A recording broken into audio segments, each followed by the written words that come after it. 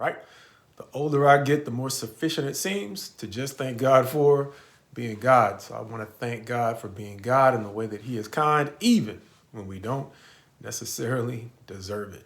As we turn our attention to Amos chapter 1, a chapter I want to talk about under the subject heading, Why? Understanding that from time to time we look at the whole concept of new opportunities and making wise decisions when given new opportunities. But it can be dangerous to explore new opportunities if we lose track of our why, otherwise known as our motives, something that I think God is going to help us understand in the way that he addresses 8 nations in the first 2 chapters of the book of Amos.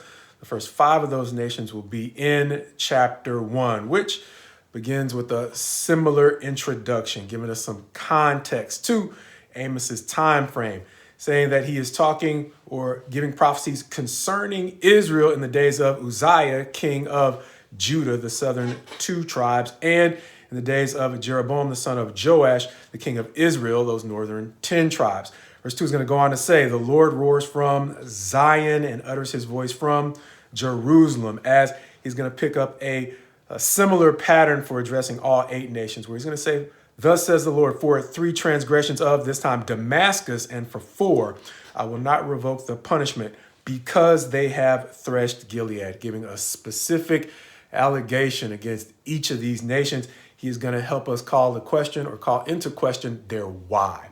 This time it is going to seem to be that Damascus's brutality against the people of Israel goes to their motives, and why their motives might have been suspect as we've seen before in his address to kingdoms like Babylon and Assyria. The fact that even when he puts his people in the hands of other nations for judgment and condemnation, there's still a too far. And so Amos seems to be picking up that familiar theme that the brutality with which the nations conquering Israel treated them still matters. And God is still weighing the motives behind why they did not show more restraint in dealing with his people. That's verses 3 through 5, dealing with Damascus, the capital of Syria.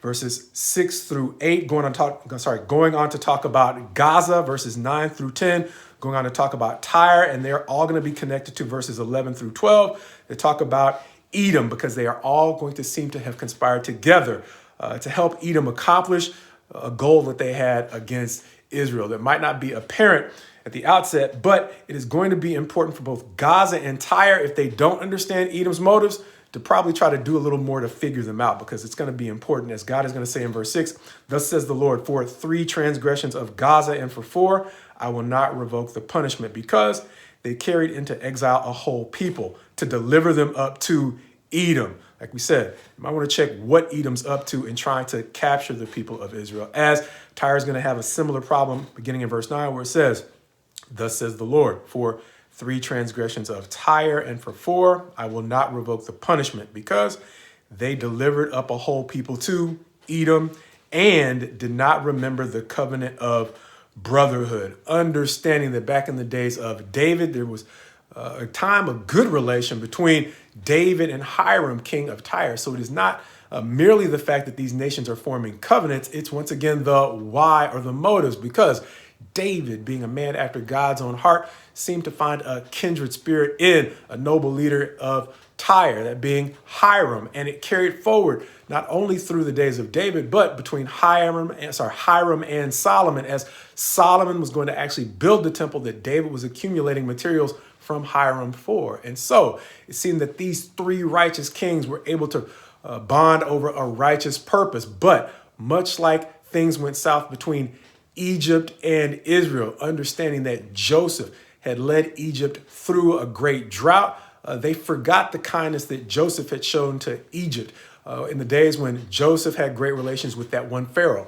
Once the Pharaoh and Joseph passed, things went, as we said, sour between Egypt and Israel. And likewise, things have gone south or sour between the kingdom of Tyre and Israel.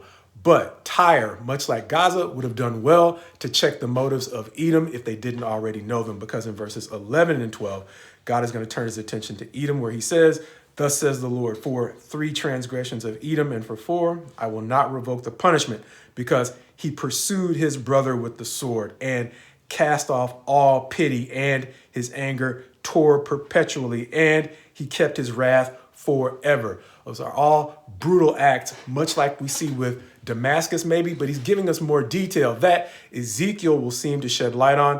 If we recall Ezekiel chapter 35, verses 10 through 15, which seem to boil down Edom's problem with Israel to nothing more than envy. As we go on to the last few verses, verses 13 through 15, God will say to the Ammonites, "Thus says the Lord, for 3 transgressions of the Ammonites, and for 4, I will not revoke the punishment, because they have ripped open pregnant women in Gilgal, that they might enlarge their border." And so even absent the kind of bitter motives that we see out of Edom, it's not always good, as the Southern, I think it's the Southern saying goes, not all money is good money, and not every opportunity that we get is a good opportunity. Why? Because whatever our reasons might be, God sees beneath our reasons to hold us accountable for our motives. And so even though Ammon might have lacked the bitterness of an Edom, they still acted with brutality that was just flat out carried out in what seems to be self-interest. And so chapter 1 gives us a look at 5 nations who seem to be less concerned about their why as much as they were concerned about simply taking advantage of a new opportunity. And even though their why or their motives didn't seem to matter so much to them, as we've seen in recent chapters or recent prophets, they're about to find out the hard way why their motives still mattered to God.